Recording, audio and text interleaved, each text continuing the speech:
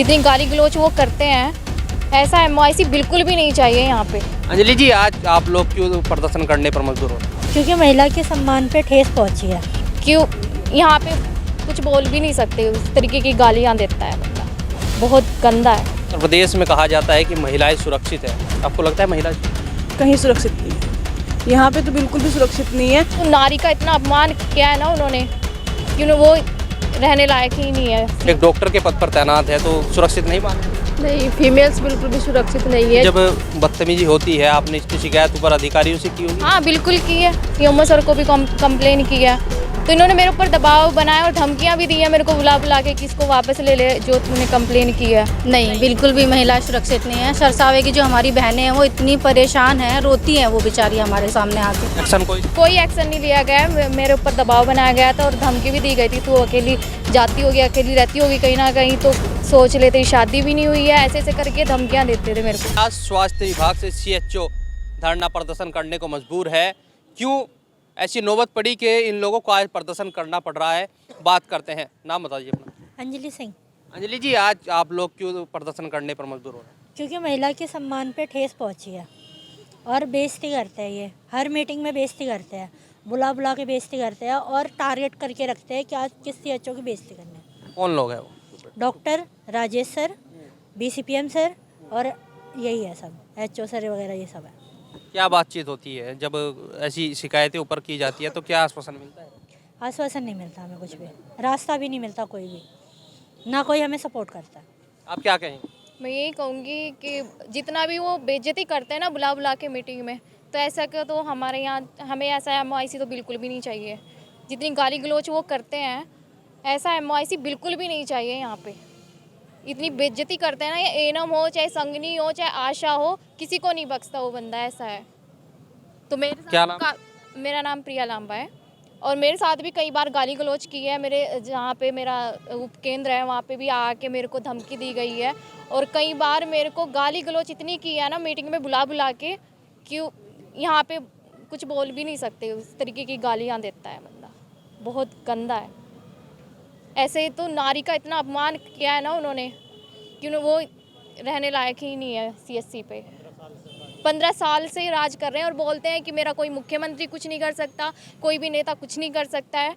ऐसी ऐसी बातें बोलते हैं, तुम्हारी कहीं सुनवाई नहीं होगी, तुम कहीं भी चले जाओ, कहीं भी शिकायत कर लो। और मैंने की भी है कंप्लेन 1-2 जगह, वहाँ से इन्होंने पैसे वैसे जो भी भरे होंगे उससे हो गया, सब वापस ले लिया। मेरे से पूछे भी ना ही वापस कि हमने तो वो ख़त्म कर दिया। मैंने कहा पूछे भी ना कैसे ख़त्म कर सकता है कोई भी, मेरे से एक बार नहीं पूछा है और बहुत गंदे ग्रुप का।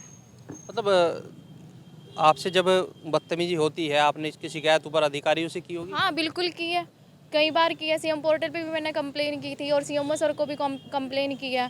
तो इन्होंने मेरे ऊपर दबाव बनाया और धमकियां भी दी है मेरे को बुला बुला के कि इसको वापस ले जो तूने कंप्लेन की है, कि जो तूने लिख के दिया है उसको हमें समझौता कर ले और ये सही है, तुझे कुछ नहीं कहेगा ये एमओआईसी।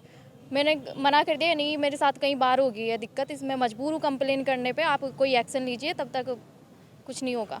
तो एक्शन कोई एक्शन नहीं लिया गया है, मेरे ऊपर दबाव बनाया गया था और धमकी भी दी गई थी, तू अकेली जाती होगी, अकेली रहती होगी कहीं ना कहीं, तो सोच ले तेरी शादी भी नहीं हुई है, ऐसे ऐसे करके धमकियाँ देते थे मेरे को, कि समझ जाए कि मतलब अकेली रहती तो क्या हो सकता है। तो क्या चाहते हैं आप लोग? ट्रांसफ़र तो नहीं, मैं तो कहती हूँ निलंबित कर दो उनको, हटा दिया जाए। बिल्कुल। वो कहीं भी जाएंगे, उनकी वो अपनी आदतों से मजबूर है, वो पैरों में भी गिर सकते हैं, किस हद तक भी जा सकते हैं, किसी भी अधिकारी के जाके पैरों में गिर जाएगा, ऐसा ही है। देखिए, ये सीएचओ है पूरे जनपद के और भावुक भी हो रहे हैं क्योंकि इनके साथ जो बदसलूकी वहाँ पर की जा रही है। और कुछ लोग बात करते हैं, भाई आप भी वहाँ से हैं, तो क्या लग रहा है कि जो महिलाओं के साथ इस तरीके से उत्पीड़न हो रहा है, क्या इसकी सुनवाई कहीं होनी नहीं? जी, इसकी सुनवाई कहीं नहीं हो रही है। अगर सुनवाई होती तो आज हम लोगों को यहाँ एकत्रित होना नहीं पड़ता। तो जो ये महिलाएं इकट्ठी हुई है, महिलाओं का जो आरोप है, आपको लगता है कि सही आरोप है वहाँ पर? बिल्कुल ये सच है और इसकी जो है पहले भी बहुत सी शिकायतें आ चुकी हैं और हमने लिखित रूप में भी सीएमओ साहब को दी थी, लेकिन उस पर कोई कार्रवाई नहीं की गई।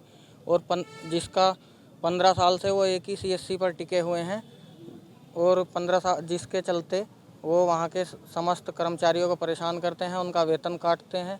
ये सब चीज़ें और सीएचओ द्वारा, वहीं के स्थानीय सीएचओ के द्वारा पता चला है कि उनकी कोई दवाइयों की कंपनी है और अपनी दवाई को बेचने के लिए इन पर जो है दबाव बनाया जाता है। संजय जी, आप क्या कहेंगे? आप लंबे समय से महिलाओं की आवाज़ उठाते रहे हैं और आज फिर से आप महिलाओं को लेकर यहाँ पर पहुँचे हैं।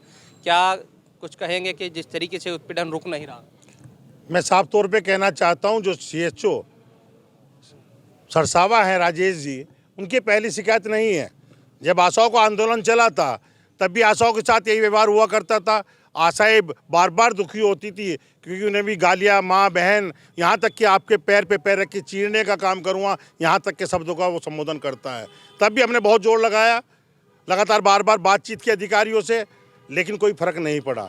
ताकतवर है, कहीं ना कहीं बहुत बड़े अधिकारियों का, संरक्षक या नेताओं का कहीं ना कहीं प्राप्त है। लेकिन मैं कहना चाहता हूँ आपके द्वारा कि योगी जी के राज में नारियों का सम्मान बढ़ा है, घटा नहीं है।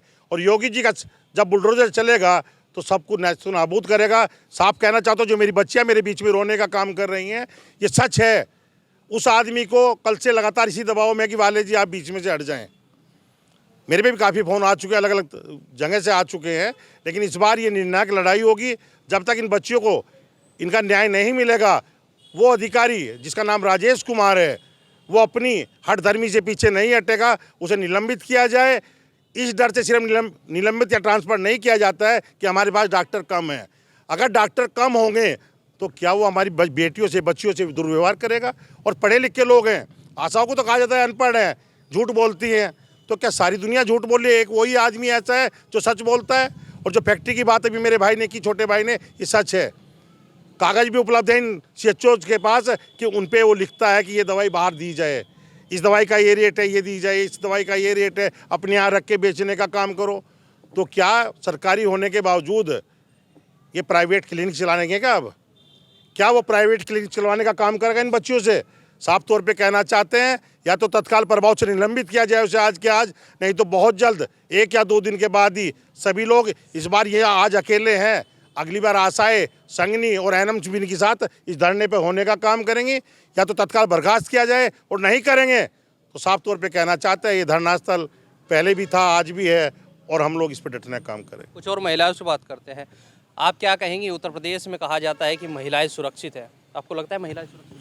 कहीं सुरक्षित नहीं है। यहाँ पे तो बिल्कुल भी सुरक्षित नहीं है। मतलब इतना गंदा बोलते हैं सर, बहुत बुरा बोलते हैं। आप क्या कहेंगी? नहीं लग रहा है कि यूपी सरकार में सहारनपुर में खास करके, वो भी आप एक डॉक्टर के पद पर तैनात है, तो सुरक्षित नहीं मान रहे अपने? नहीं, फीमेल्स बिल्कुल भी सुरक्षित नहीं है। जैसे कि सीएचओ प्रिया ने बताया कि उनके साथ वहाँ पे ऐसा बिहेव किया जाता है मुआसी के द्वारा, तो यही लगता है कि सीएचओ सेफ नहीं है हमारे यहाँ पर। क्या सजा मिलनी चाहिए? एक्शन लेना चाहिए, उनको हटा दिया जाना चाहिए वहाँ से। आप क्या कहेंगी? लग रहा है कि सुरक्षित है आप लोग? अगर सुरक्षित नहीं है तो उनके खिलाफ एक्शन होना चाहिए बस। अगर जो लोग सुरक्षित नहीं है तो उनके खिलाफ जो एक्शन जो जरूरी है वो होना चाहिए। योगी जी कह रहे हैं कि सुरक्षित है महिलाएं, लग रहा है यूपी में सुरक्षित है महिलाएं? नहीं, बिल्कुल भी महिलाएं सुरक्षित नहीं है। सरसावे की जो हमारी बहनें हैं वो इतनी परेशान हैं, रोती हैं वो बेचारी हमारे सामने आके। तो मुझे लगता है कि उनको इंसाफ मिलना चाहिए, एक सही डॉक्टर सबको मिलना चाहिए। हम लोग काम कर रहे हैं, मतलब सम्मान सबको चाहिए। ऐसा नहीं है कि हम सम्मान के सिर्फ पैसे के लिए काम कर रहे हैं। सम्मान है, सबसे पहले सम्मान है। जहाँ सम्मान होगा वहीं हम लोग काम करेंगे, क्योंकि काम करने का कोई फ़ायदा ही नहीं है अगर सम्मान नहीं मिल रहा है सामने वाले को। योगी जी कह रहे हैं कि महिलाएं सुरक्षित है, आपको लग रहा है कि सुरक्षित है? क्या मांग करेंगे योगी जी से? महिलाएं सुरक्षित हैं, बहुत जगह पे सुरक्षित है, लेकिन कहीं कहीं आज भी ऐसा हो रहा है कि जहाँ पे एम्प्लॉयज़ है, काम कर रहे हैं, वहाँ पे उनके साथ अपमानजनक व्यवहार किया जाता है।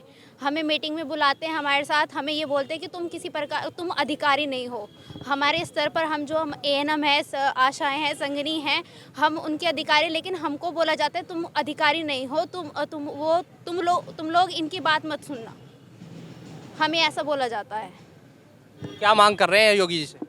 योगी से ये डिमांड कर रहे हैं कि हमें एक ऐसे अधिकारी, हमें उच्च अधिकारी दिया जाए जो हमारे मान सम्मान करे, हमें काम बताए कि ऐसे काम करना है, हम उनके हर एक्सपेक्टेशन को पूरा करेंगे। हम अपने काम में कोई कमी नहीं रख रहे हैं, हम हर एक अभियान को बहुत अच्छे से करेंगे।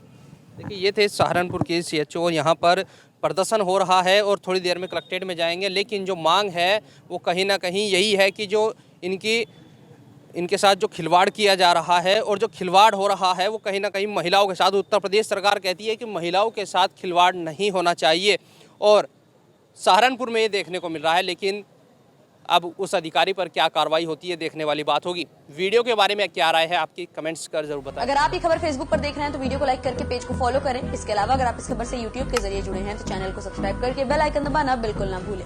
नमस्कार।